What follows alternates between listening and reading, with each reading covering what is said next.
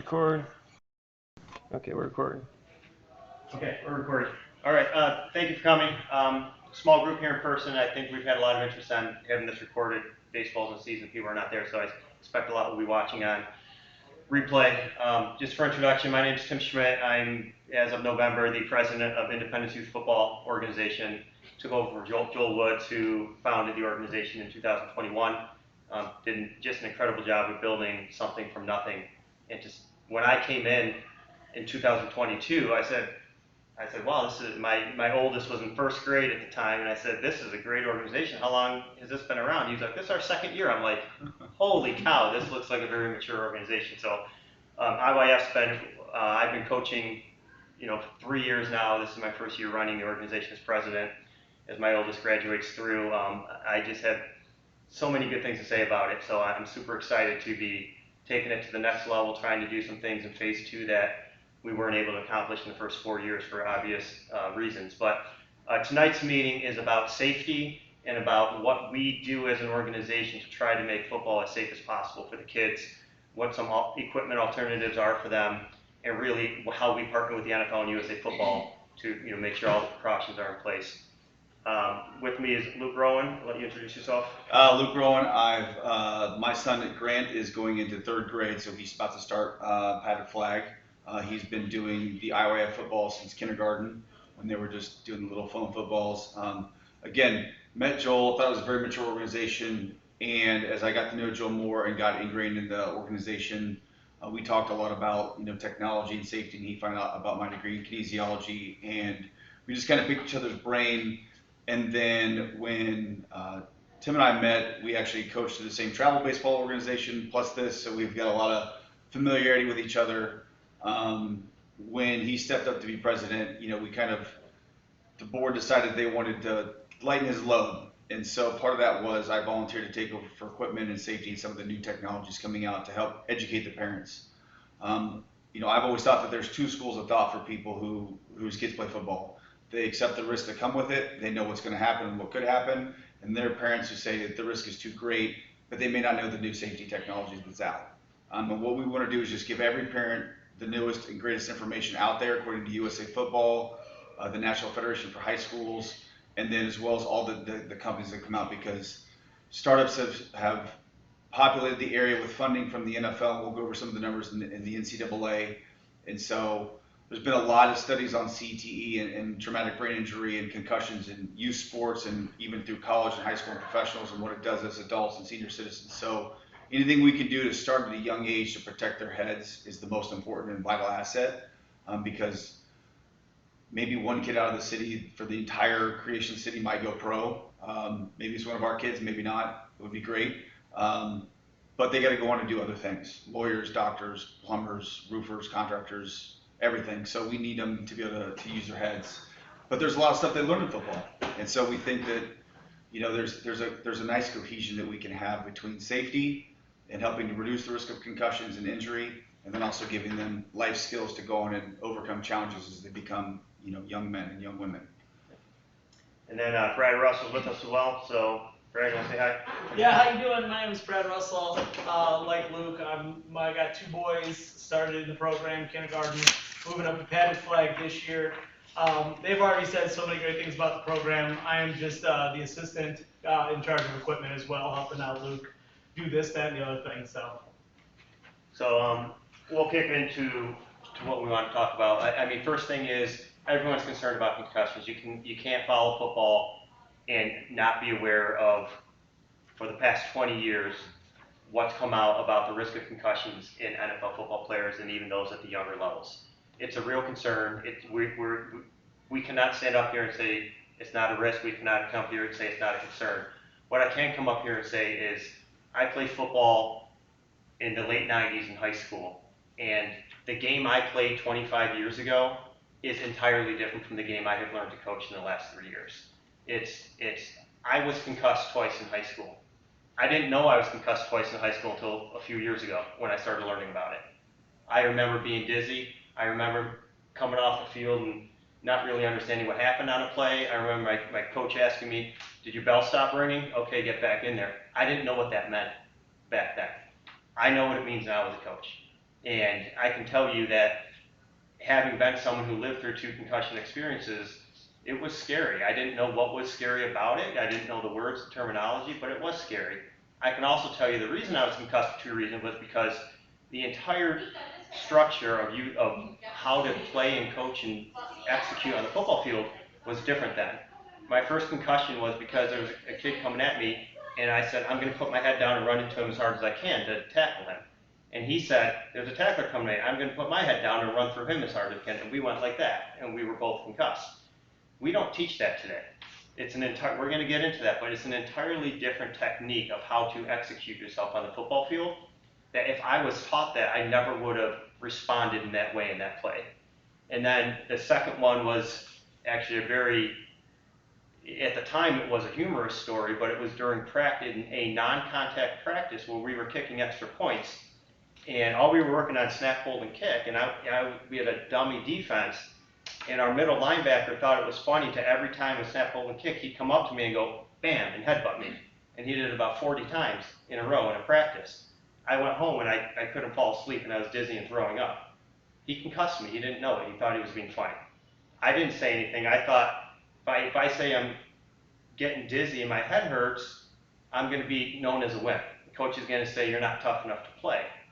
I was concussed by a kid being a fool because he wasn't taught the safety of the game. Those are things that used to happen that I'm very confident, at least at the youth level, they don't happen anymore. We teach these kids from a young age, different techniques, different styles, and that was one thing as a dad. I was like, I don't want my kid to go through that. And when I started getting certified by USA Football on the new techniques they're doing, it really opened my eyes to holy cow, they actually understand what I lived through twice when I was in high school at least. But it doesn't mean the risk still exists. I don't have numbers because I didn't want to show concussion numbers for this meeting because in the research I do, they're not all the same. You can research concussion in youth football. One organization says one thing, another says another thing. I don't know exactly what it is, but the risk of concussion, the one commonality that we find with the risk of concussion in youth football is it's not noticeably higher than that in other sports, specifically soccer and ice hockey and lacrosse and other sports that you have players going for balls that are moving in a very fast direction. The risk of concussion in those sports are very, very in line with what we see in football nowadays. I don't know if it used to be that way, but it is what we are seeing with the data today. Yeah, so they've changed the field structure. So if your kids have played padded flag or a rookie tackle already, it's a 40-yard field. Well, rookie tackle, is that a full 100? No, so still 40. Okay, so they used to just put them out on a full football field, and the kids could get to top speed, and there was a lot different variables. Now with the 40-yard field, you can still get to top speed, but it's not as quick, and so you're not seeing the level of impacts. So one thing that we want to, it's not that when the kids hit each other, it's not that like two adults, it's not the same as two adults hitting each other. It's still relative to their bodies because their body mass can only take so much, which is why we have like seatbelt laws and booster seats and stuff because their bodies are growing. But with the field shortened and reduced and playing 7-on-7 versus a full 11-on-11, there's created some spacing so that the impacts aren't as frequently. And that's why I was such a proponent of this league with going to padded flag because it gives the kids 2 years to learn how to wear and what the stuff feels like. I started playing football my freshman year of high school. I'd never put pads or helmet on before. And kind of similar to you, I mean, I had my bell rung a few times, probably a couple concussions. And my dad came out and was like, why are you guys tackling with your head up? We were taught to put our head down and run through them like a spear. And, he played football 20 years earlier. And 20 years later, it's changed again to, how we teach it, for kids to kind of, shoulder tackle and roll. So there's risks in every sport. Your kids can get concussions on a bicycle. They can get concussions from a lot of things. Actually, the second leading concussion risk versus football is actually girls soccer. Yeah. And then after that, it's actually car accidents. Yeah. So that's actually kind of where it runs into just from the headers of a soccer ball. And that's why we're here to talk about the different technologies that's out there to help protect your kid. So one of the things that I always thought, people hear about football And there's a lot of good anecdotes. It's a gladiator arena without swords, a showcase of human endeavor, a war without weapons, and a cauldron of passion. Those are all great analogies of what the kids experience as they play this wonderful game, because it is a wonderful game that teaches them a lot about teamwork and overcoming obstacles and barriers as a group. And I feel like that's such a great skill for the youth, especially now as the world's ever evolving and changing so quickly. So we kind of talked about the old days of football, 2-a-days. That is no joke. Summer times, 9 a.m. practice till like 1. You get like a 2-hour break and then you're back at 5 o'clock for your second workout. Have those all 4 years by high school. Yeah. USA football is very clear right now. USA football is very against 2-a-days for a lot of safety reasons, mostly heat stroke. But these things just aren't longer. I mean, I grew up with the third one: hit him harder than he hits you. That was our playbook. That was my playbook in high school: hit him harder. Yeah. It doesn't exist anymore. Even our practices are limited, even through the high school level, what they call limited contact practices. Tackling was head to ball. It's no longer head to ball. The Seattle Seahawks, you guys remember when they won the Super Bowl? They used a technique that was revolutionary. It was shoulder tackling. It was leverage side shoulder tackling and roll. And they won the Super Bowl doing it. Everyone's like, what are they doing here? They're not putting their head to the ball. That changed the way people were thinking. There are techniques out there. We're not using our head. Leverage is no longer the lower guy wins. It's the lower hips win, right? It used to be lower guy wins. We're down here doing this. Now it's the lower hips when our heads are up and we're hitting with our hands. We're not hitting with our heads anymore. So the game has changed. Coaching has changed.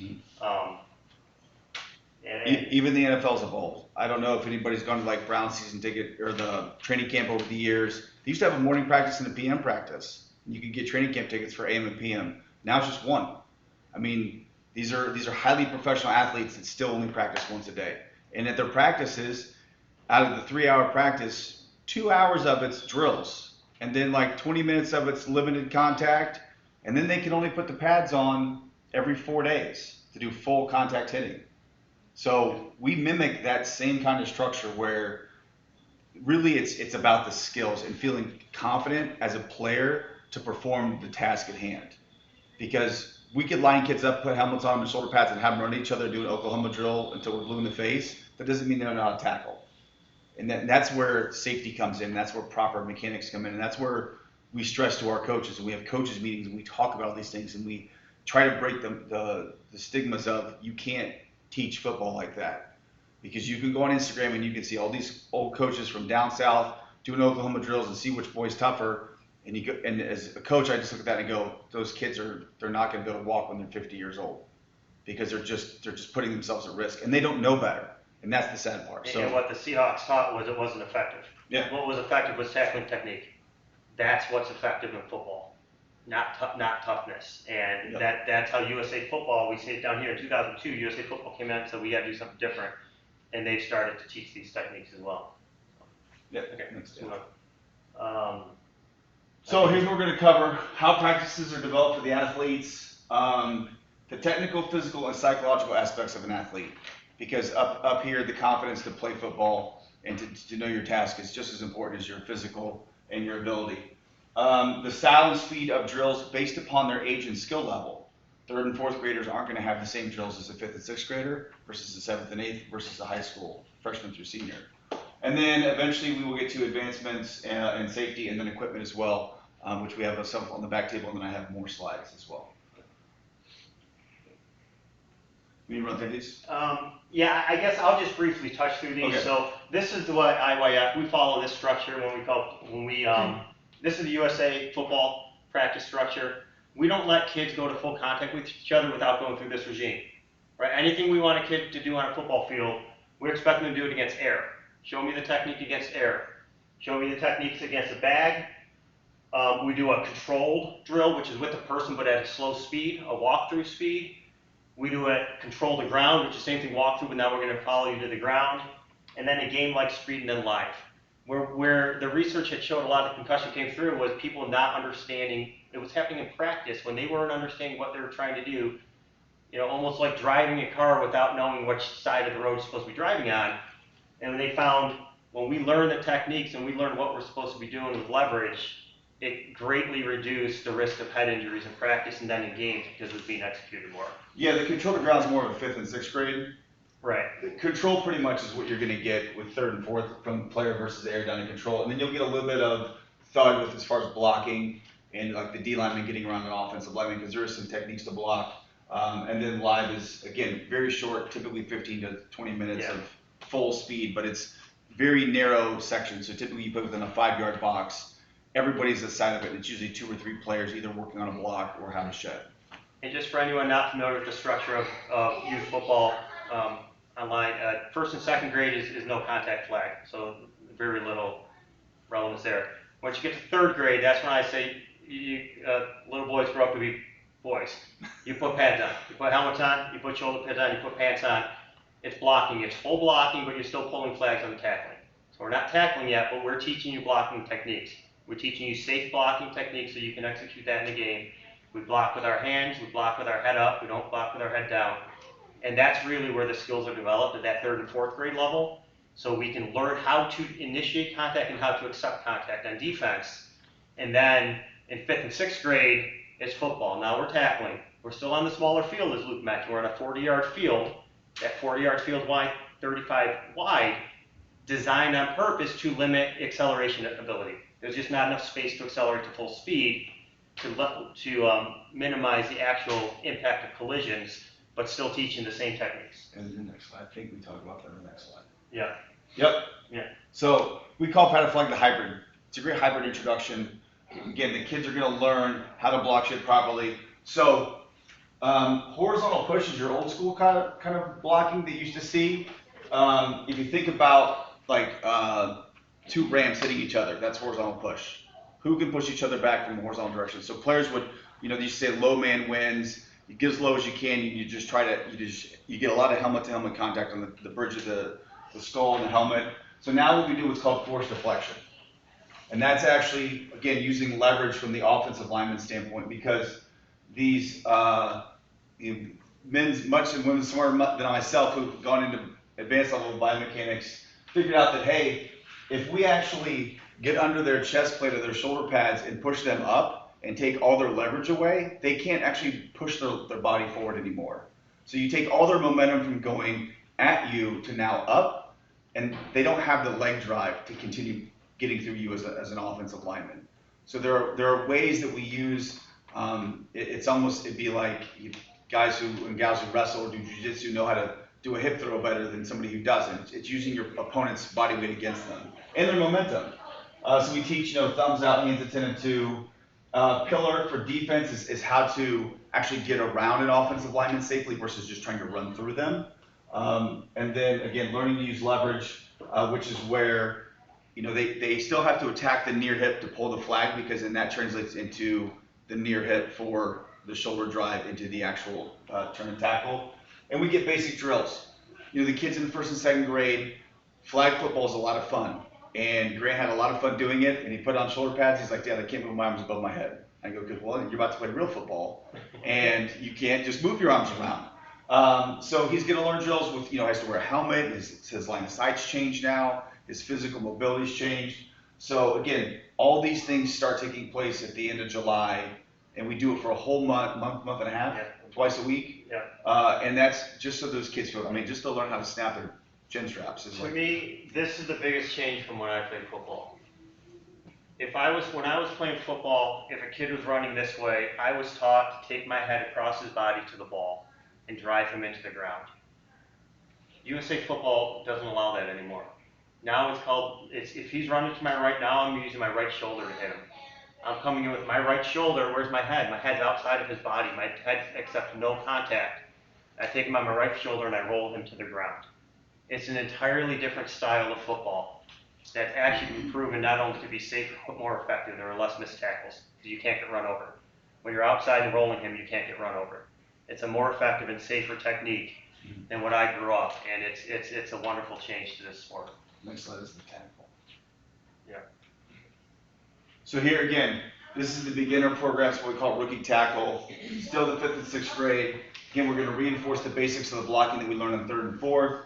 And then you get introduction to the form tackling of getting your feet set, squeezing your shoulder blades together, sinking into your hips, and having your hands ready. And then again, the shoulder tackle, the thigh and drive, how to attack, where, and the hip on the thigh, and how to properly roll and get that movement. And then again, new styles of drills, again, the control the ground, the thud, and the live. Again, so here's how to, again, you've got, kids in pads, and then you've got a coach here, and they're learning to, get around these obstacles as they work on their defenses and stuff. And so it's a lot more control than it's under control than what people realize. If you don't go out and watch the practice and see how the coaches are breaking them down, they're talking to build their confidence. It's not a lot of screaming matches from what I've seen anymore, where coaches are just berating the kids, or saying you don't want to be here, go home. Why do you get a water break? I mean, water breaks every half hour, 15 minutes. It's heat dependent as much as we need. And we tell the kids, listen, if you're thirsty, go get water. You're not, just tell the coach, hey, I need to go get a drink of water. It's never an issue there. And just if you're curious about live contact in practices, we generally say about 8 live contact plays practice is about the right amount. That's it. End of practice, you run 8 plays live. Everything else is on bags or limited contact. So we've just controlled it. You don't get better by doing more live. You get better by learning technique, and that's kind of the way we've designed our program and our practice plans. And that goes back to the psychological aspect. A player who's technically strong is psychologically ready to perform in a game. When the bullets start firing and it's live, they know what to do. They've drilled it many times over the entire summer to be ready, and that's where it becomes that second nature, and to do it safely. So your kid's just not there just trying to spear somebody like it's 1975 again. So this is our coaching criteria. So we do a full background check on everybody. They actually did one on me, and it was funny. I saw something happen when I was like 17. It was very thorough. We do a USA Football flag and tackle certification. So if parents helping with rookie flag, they get a flag certification. It's 2 year or every year. That's every year. And then 3rd and 4th, 5th and 6th does the tackle certification, and it's about an hour and a half long, 2 hours. Yeah, it's probably about 3 hours the first year. Yeah. The second year, the off year recertification is about an hour and a half. Yeah, so there's a lot of videos, and they explain every drill meticulously. So it's a great for coaches who've never we've done this level. It's great for an introductory. Then we go through the NFHS concussion cardiac arrest, which is the National Federation of High Schools. It's been around since 1920. There's just under 20,000 high schools that participate in it, so it's a very large organization. And they do more than they do every sport across everything. And then we also we are doing CPR and AED training. So coaches will be certified how to use the CPR and the AED for any, just in case, worst case scenario. Even if a parent has an issue, we're good to go saving parents. It's a whole system. And that's our main goals, right? Safety, fun physical activity, and age-appropriate skill development. That is the 3 pillars of Independence Youth Football. Yeah, and I'll just add that the single biggest risk of fatalities in youth sports is cardiac arrest, right? You guys kids drop from either heat stroke or some other reasons on the field. So we do require all of our coaches for cardiac arrest training. We make sure our practice facilities have AED equipment on site. We make sure our coaches are CPR certified. They know how to use the AED equipment needed. God willing, we're never going to need that, but we do make sure we go. That the fire department partners with us to give training to all of our coaches to make sure they know how to use the equipment. So control that as much as we can. Oh, did I go too? Yeah. So, okay. In the light of your child does get a concussion, there is an actual return-to-play protocol. This is developed by the is this USA Football? This is this is NFHS. Okay. Return-to-play, but yeah. Yeah. So you can't just say, hey, Johnny's fine. He's good to come back. There actually is a protocol. Do you want to go over that? Yeah, I'll just talk about this. So these, if you want these slides, we can you just want them in here for just for documentation. But how to identify a concussion there, and then there's a 6-step return to play. What they have noticed is athletes who have had a concussion end up being 3 to 4 times more likely to have a repeat concussion if you don't return them to play safely. So what we require as an organization is if you get concussed, first thing you do is you get medical clearance. We have a great partnership with the Cleveland Clinic. Dr. So is our partner there. We have him on speed dial on my phone. If I have a kid who's concussed, I can call him up. I can text him. I can say, I need you to see a player of mine. He'll get him in after hours if he has to. He's a wonderful partner to us. He has to clear that athlete to return to play. After he clears that athlete, we go through the 6-step process, the return to play. Make sure they can do all of these things. You can read them before they're ready to go back into competition. And what they found is athletes who get repeat concussions because they return to play earlier, the symptoms of those and the effects of those are so much more severe than if you only had a single concussion. So we are pretty serious. I do require all of my coaches, any incident, file incident reports with the organization so I know about it. We unfortunately had one kid in flag this year who got his head bumped, and we said, hey, we got to go through the process, right? And in the spring, and got to make sure you go through the process for return to play. We take all head contact seriously. He was fine, but you go through the process. You go through the process on all head contact that was abnormal. I stress to the coaches, there's no game that these kids will play for the next 20 years of their life that is more important than their brain. Not a single one. It doesn't matter if it's the 3rd and 4th grade padded flag championship, their brain is more important. Doesn't matter if it's the star athlete or the worst kid on the team. Does not matter. Every kid's brain is the most precious part that we have to protect. Yeah, so we talked earlier, I mentioned this a little bit about the funding. So actually I went through every website that the NCAA and the NFL put together with all their donations to charitable contributions for education because like ADHD. So the NCAA gives anywhere from $400,000 to $600,000 annually to different universities to do studies on CTE, concussions, and player safety. And between 2016 and 2013, the NFL invested over $170 million in startups and companies to develop better, safer equipment for youth and college, which we call varsity athletes. Anybody above an 8th grade is considered a varsity player, and safety and technology. And so, you have the NCAA and NFL essentially funding because they know that if, there's been so many news reports and studies on concussions and kids returning to play too soon and having a secondary concussion, which then leads to 3rd and 4th. So they're like, listen, parents are getting nervous about this sport. If we want to preserve the sanctity of the sport and keep this thing going, we have to invest in the kids. And that's what they started doing. So they said, hey, the NFL has certain guidelines for what helmets they can wear based upon when they were made and their criteria. And it's worked its way down the chain. And they really, again, that's why USA Football was done in 2002. And the NFL's been a great partner to us. Even when I got on board, one of the first things I did, I had a call with someone from the Browns. I had a call with someone from the USA Football organization.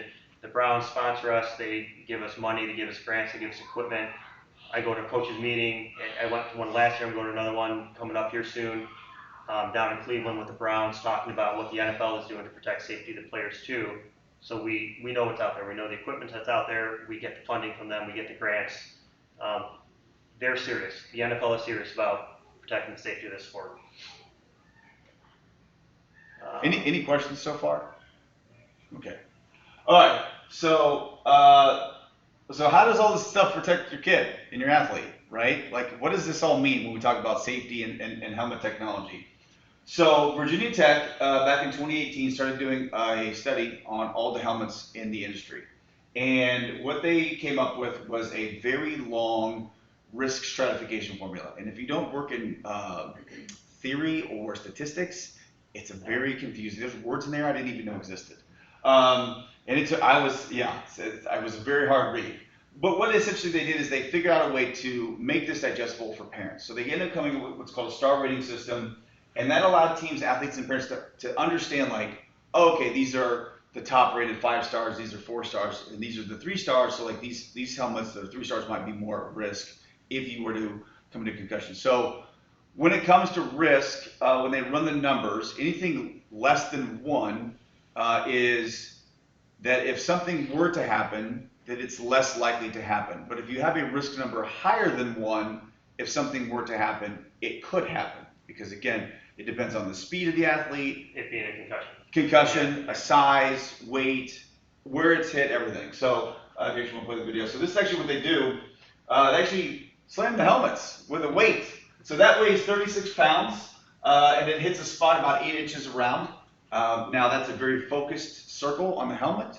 So again, you're talking about a 40-pound weight hitting an 8-inch circle on the helmet. When kids hit, it's not as much weight, but it is very focalized in that area. And this was designed to mimic youth-sized kids. And when I saw this and I looked into it, this is the worst case scenario. This is a kid who may be 80 or 90 pounds coming in with this helmet to another player's helmet, which of course is taught that we can't do that. I never saw that last year, coaching a whole year. If it were to happen, 36 pounds would be the expected amount of force that could go into this. Yep. So they're basically testing these helmets at worst case collision at different speeds. At different speeds, right? Yeah, so we'll go to the next slide. So what they did is they actually, here's the machine. This is pretty cool setup, and they actually present on this. So what's really interesting, Virginia Tech takes no money from Rydell, Zenith, Surter Sports, any company that has money invested in helmets. They take $0 from them. The other thing is they actually speak at conferences all across the country, and any fees that they acquire as a university, they donate to youth programs that buy helmets. They take zero money from any of this. All they want to do is spread information and give it out to parents. So I think that's a very notable. Certainly unbiased, Yeah. So what we did is they took the torso and the weight of a 50 percentile 10 to 12-year-old boy, and they moved the speeds up to the 80, 90th, and 99th percentile. So they went out and they videotaped youth football games, and through the data software, they could analyze that some of the speeds were anywhere from 5 to 11 miles an hour. They actually had it in meters per second, but I wasn't going to do that to everybody because we don't use that system. And I can tell you that at what we play on the 40-yard fields, there ain't no kid that has the speed, that has the ground space to get up to 11 miles per hour. Because it's condensed. You can't. It's just condensed. You just don't have the runway to accelerate to that.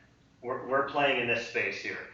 On the 40-yard field, you just don't have the space. One thing they notice is that low impact for youth football is the highest amount of impact that they typically see. They do test for medium and high impact, but low impact is 95% of all the impacts that they see across youth football. Yeah.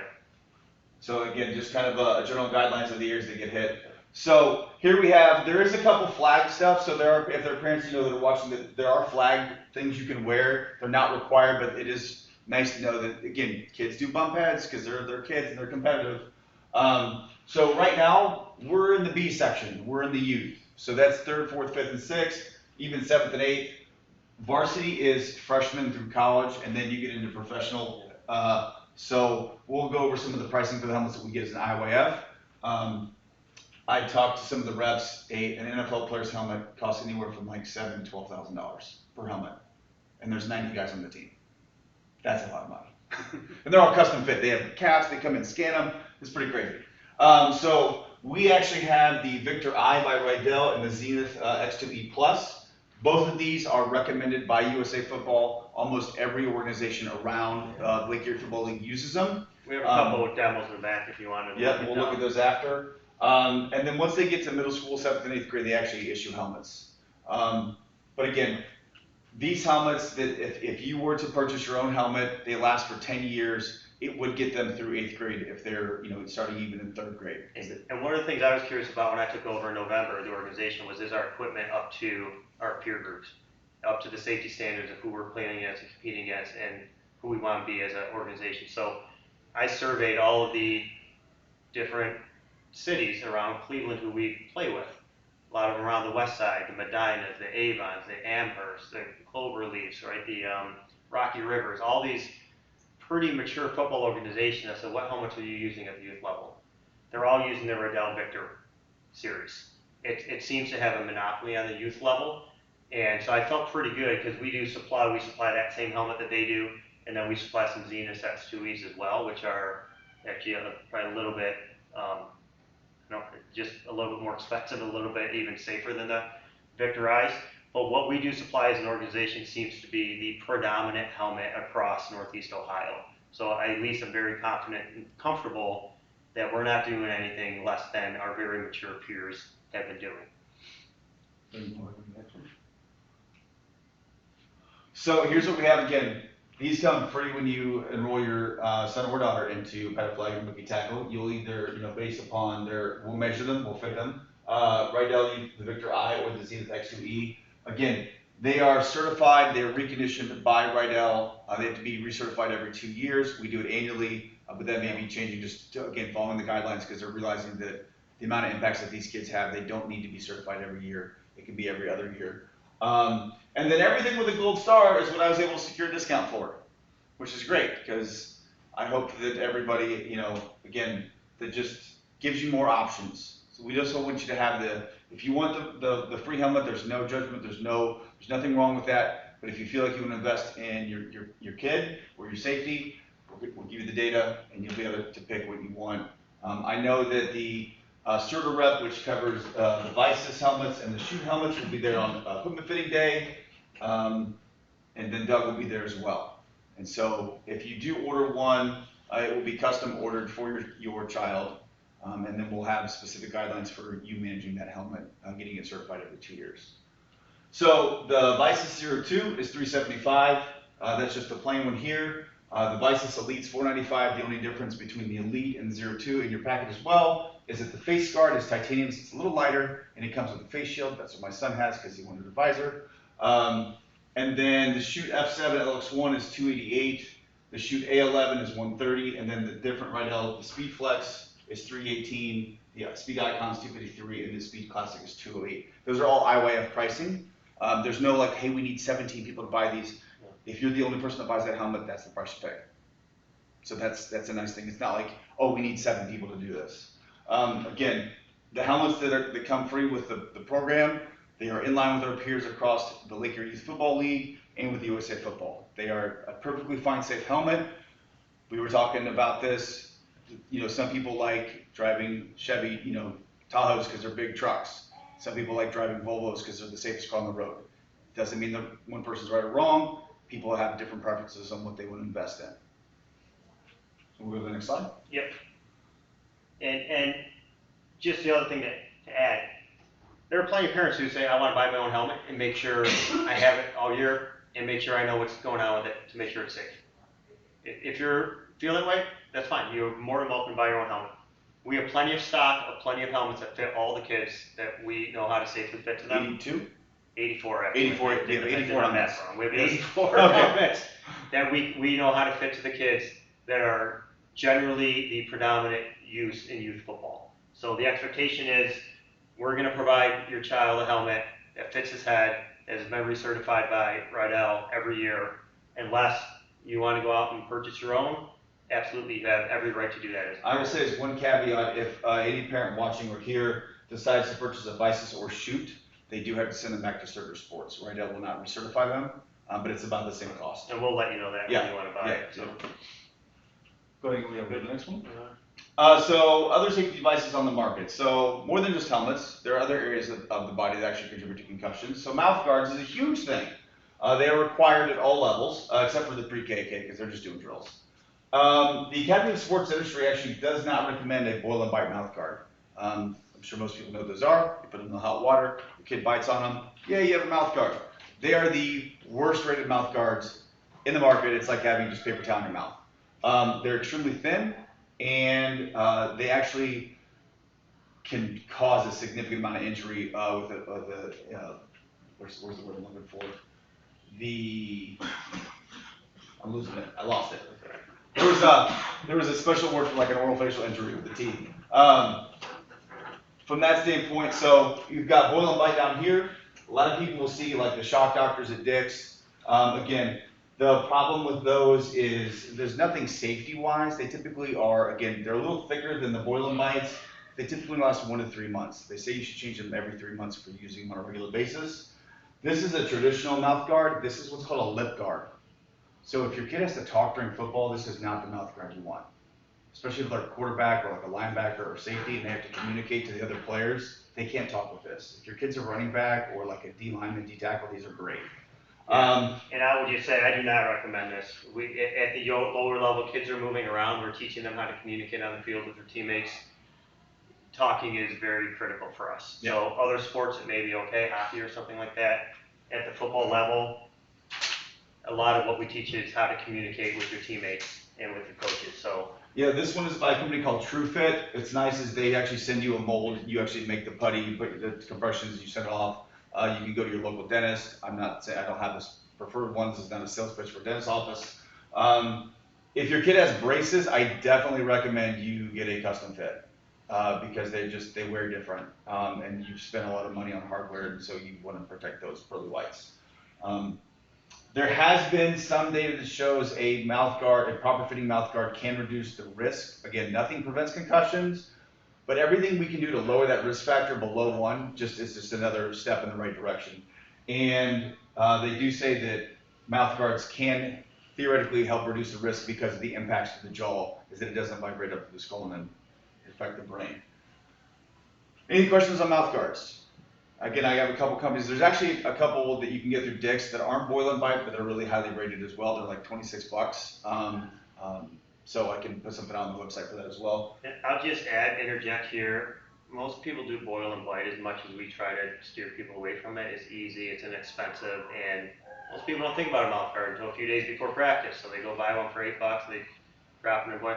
Please, please, please, if you're one of the parents who do that, and I learned a lot about mouth guards in the last few months. I always did that, boil and bite. Please fit them right. Okay, follow the directions of how long to boil it, how to cool it off, how to put it in. Your kid's gonna yell and say, oh, it's hot in my mouth. He's gonna be fine. He's gonna be fine if you follow the instruction. It may be a little uncomfortable when he puts it in. Get the thing fitted right, right? We want it fitted right. We don't, I always tell my kid, I don't really care how comfortable you are for the next 30 seconds. I care that this thing's gonna fit you when you're playing football tomorrow. Okay, do the diligence to fit the darn mouth guard right. Don't do it an hour before practice. If it goes out wrong, reboil it. You can reboil it and then try it again. All right, it's Play-Doh. It can reform a million times. Please, please fit these things right. I don't want to have any dental injuries to kids. It's just not something we want to deal with, and it's too easy to do it right. And it's not that they're obviously like their hands are hitting, like they're not boxing, they're not wrestling. So it's more of just like hitting the ground and their teeth hitting each other. That's where the injuries come. So it's not a contact thing. It's just it's colliding with the ground and their teeth just chipping and breaking a tooth. So the other thing, so this is something I actually introduced him to. Again, biomechanics, kinesiology degree, love data, love technology. Math doesn't lie to you. The Q30 company invented a thing called Q-Collar. It's co-invested with some former NFL athletes. It actually is FDA approved. It's this neat little device here. And it's what it does is the data on it, the research paper, what they did is they had the guys and gals wear it. And the way your body works for your brain is it feeds through what's called the carotid arteries, and that's where you take like your blood pressure and stuff like that.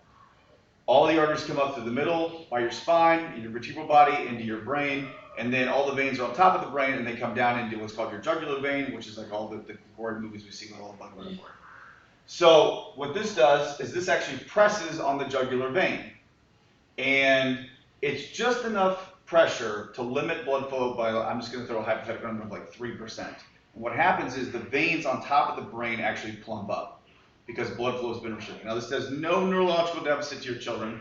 It has no side effects from any kind of blood getting back to the heart. It's a very small amount of pressure on the neck. And what that does is it plumps up the veins on top of the brain. And so the idea is this and all the helmets that we have, those help reduce the risk of concussive type blows. But there is actually something called a subconcussive type hit. And those are the two kids colliding when they're blocking. Those are the two kids colliding when they're just making a tackle. Your brain is still moving in the fluid in your skull. And so they showed that kids who played 4 years of high school football averaged anywhere from 6,000 to 7,200 subconcussive hits in 4 years. Subconcussive hits have been thought to be the leading cause of CTE in youth sports, in all youth sports. This is not just a football, this is every time there's contact, your brain moves. You run into a kid on the soccer field, your brain's moving. You hit a kid running from second base to third base, your brain's moving. There's no helmet, there's no sport that you can avoid that. You run into somebody in the hallway going too fast, that's a subconcussive hit. They happen every single day. On the football field, you just get more impact. So this device, the Q-Collar, was developed to help reduce the amount of pressure that the brain gets from a subconcussive hit. They did a study, players with it and without it, the players that wore it had an 83% reduction in subconcussive damage. It's significant. This is what you'll see players wearing it. If you can kind of see here, it goes above your shoulder pads under your helmet. I bought one for my son. It's FDA approved. You can use FSA or HSA money to buy it. You don't spend on the money. So if you have a health savings account, it's covered. It's $200. It's one of the best things I have seen as far as it's the only thing I have seen to help reduce a subconcussive hit. It's the only thing on the market. I think it is a game changer, and I think every kid should have one. You measure them around their neck. They send you, and you order the size, and they actually have a thing. I can walk you through back there because I have it here if you want to see it. And it's just, it fits around the neck. I mean, Grant wore it for you, and you were like, oh, it's not that big. And I'm like, nope, it's really small. So, and they're cool. They actually come like this, and then you can buy sleeves. So like, you can like make them like look really cool. There's like yellow and blue and pink, and they've got like an American flag coming out. So you can dress them up and kind of have some fun with it. You know, kind of the Deion Sanders, you know, look good, feel good, play good, pay good kind of thing. So, you know, it's fun, right? We want to have fun. So we want the kids to kind of stand out. So if your kid's in 3rd and 4th grade, you see a kid with a little thing around his neck, that's Grant wearing a cute color.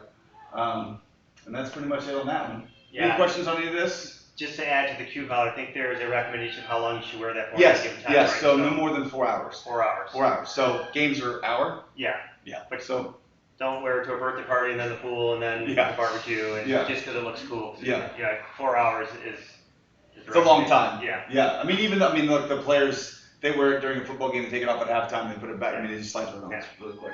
It's not daily wear though. Yes, not daily wear. Yes. So. Go ahead. So the next slide. So this is kind of a conclusion. Again, I am constantly looking at new technology that's out there. I've actually been researching cleats that help reduce ACL injuries and MCL injuries on turf. So there's what's called shear force, which is a tearing force. So when a player plays football on grass, the reason you have less ACL injuries on grass is when they make a cut or a plant, the grass will actually separate from the dirt. That's not a hard concept to grasp as a human being. On turf, it doesn't come out of the ground. So what happens is you have external forces on the knee, the ankle can't give, and it goes to the next weakest link, which is your ACL. So there's actually a company called Cadex Cleats that are making, they only make adult size, 7 to 15 or whatever, but the cleats actually move in a 360-degree circle on the bottom, so that when the player slides, they put their foot in the ground, the cleats actually give before the ACL can. So they've actually done testing on how much tensile strength force actually it needs to tear the ACL. It's really cool. So that's what I do for fun on my off times. I don't bird watch or like skeet shoot. I research biomechanical stuff because I'm a total nerd. And then again, all IYF coaches are required to meet guidelines set by the board. If they don't coach. That's something he's very strict on. That's why I have the utmost respect for him and the way he runs as the program. Again, we want to stress that all the helmets that we currently have do meet the criteria for safety, for injury prevention. Again, it's constantly changing. We just want to make sure parents have the know and all the information available. Like when they go to other places, other kids might worry, well, what's that helmet? So we have all that information as well. Any questions? I'll just add a couple tidbits from my seat. The equipment's awesome. It's so much more advanced than what I knew 25 years ago. When I was a parent, I said, that's great. My kid's going to run through a brick wall to get a Cheeto. What's going to stop him from ignoring, what's going to stop him from just doing something stupid and getting a concussion? And that's where I came in when I took over president. I said, we need to make sure our coaching staff at IYF is 100% aligned on how we're going to teach these kids to play the game. So I am working with, we're very fortunate in the community to have a ex-high school football coach who coached high school football for more than a decade, and teaching tackling technique is his thing. That's what he does. So we're working very closely right now. We're developing a very standardized framework for how do we teach kids to drill. When I showed you the air drills, then the bag drills, then the limited contact drills, we're putting together a framework for our coaches that's going to show them exactly what drills we expect them to run, how they run them, what equipment they use, and then show them how to execute it. And we're going to get to the point where at the beginning of practice, there's a very basic set that these kids are going to walk through. So they're muscle memorizing the technique of safe football play. And that to me is what is needed to prevent what I just call preventable accidents on the football field. You get kids to learn the technique, you get them to learn what we're trying to teach, how to approach an oncoming blocker, an oncoming tackler. That's the safety we can have our kids behave. We equip them with the best equipment. It's as safe as we can make football at the youth level. Yeah, question. Do you find that that's true of the other teams that Independence plays? So I can speak from what I saw last year as a coach. I coached 10 padded flag games against 7 or 8 different communities. I would say, largely speaking, in the padded flag level, we participate in the Lake Erie Youth Football League. That's our padded flag league. It's kind of a West Side league, the Avons, the Ambers, a lot of those benchmarking communities I said I did. I'm also highly involved in the travel baseball world, and here's what I can tell you about the padded flag world in IYF. The travel baseball world, every team and every organization is out to be better than the team they're competing against. When I started getting assimilated into the Lake Erie Youth Football League, I all of a sudden, it's like you leave your hat at the door. It's an organization that is so, I've never seen an organization work as well together, play as nicely together as they do. And the coaches and the presidents of those organizations, we are fully aligned with each other as to how do we make the game, what do we teach our coaches, how do we make the game as safe as possible, what do we do? So from what I saw, yes, at the padded flag level. I didn't personally experience the rookie tackle level. What I've heard from the other coaches is that, yes, they're on board as well, but without my personal experience, it's hard for me to say that. But I can say the Lake Erie Youth Football League it's a great organization that I've learned so much from just talking to these guys. I have them all in my text thread right now. What do you guys do? What kind of drills do you do? It's committed to safety. 3rd and 4th grade is committed to safety in our league that we're playing in. 5th and 6th grade, I can just say from what I've been told from Joel and others who have participated there is as well, but I haven't lived it yet. What's also nice is that we are in lockstep with the middle school coach and the high school football coach. So the plays that we run are base versions of kind of what they teach. So as the kids move up, then it's not a like new language or verbiage. We try to run similar play names based upon what the middle school, and then as they grow older, it just kind of just adds to the layers. Because once they do get 7th and 8th grade, it is 11 on 11, 100-yard fields. Cognitively, a 7th and 8th grader is way different than a 3rd and 4th grader. I think most of us can agree with that. So that's why we keep things small and tact, because small boxes you get less damage. There's just less collisions. So again, and that's why at the youth football camp this summer, it's put on by the middle school and high school coach? Yeah, the victory camp's put on by our high school coach. Yeah, June 17th and 19th. Yep. Yep. So, that is, again, that's just that, IYF is in lockstep with the middle school and high school. And it's the same, we meet with them, they come to our meetings. We talk about how they run their drills. They run the winter skills camp, with their coaches and their players. So the kids are getting a lot of teaching from the higher up, in the community that they're going to be working with as they get older. So it's not going to be just like some random coach, which is why we have the night where the kids run out on the field with high school players. We want them to feel like they're a part of the high school team, that this is what you're building towards. And it's pretty cool. The new jerseys are sick. I love them. I can't wait to get one on my son. And then apparently there might be a swag store for parents too. So it's coming. So there's a lot of cool things you'll be to rep, IYF football out there for your kids in the neighborhood, and then just kind of show your spirit. So I just thought of a quick example of the league safety. Like one of the great rules that I think. So at the padded flag versus tackle level, 7-on-7 football, you have 2 offensive linemen and 2 defensive linemen required formation. And what we're doing is we want these kids to engage and block. We want to learn how to block on the line, but the rule in the league is you have to line up within a yard of the guy the defender has to line up within a yard of the offensive lineman, and he has to line up nose to nose. It's not shoulder to shoulder, it's not nose to shoulder, it's not outside shoulder. So we're within a yard of each other, nose to nose. There isn't at that level of acceleration that can generate before the point of impact. And the rule is also you can't speed around. You have to initiate impact before the play goes, but you're from here. So it's just here, now you're hand fighting, and then you make the play. So it's rules like that. That's like, you get some big boys. I mean, there's some 4th graders that can be 100 pounds. If they're lining up off your shoulder and trying to bull rush you in, that could potentially be a dangerous situation. The rule prevents that. I can tell you when I'm coaching and I'm calling plays, we're in the huddles at this age, we're on the field in the huddles with them. If I see a defensive tackle lined up not nose to nose, I don't let my quarterback snap the ball.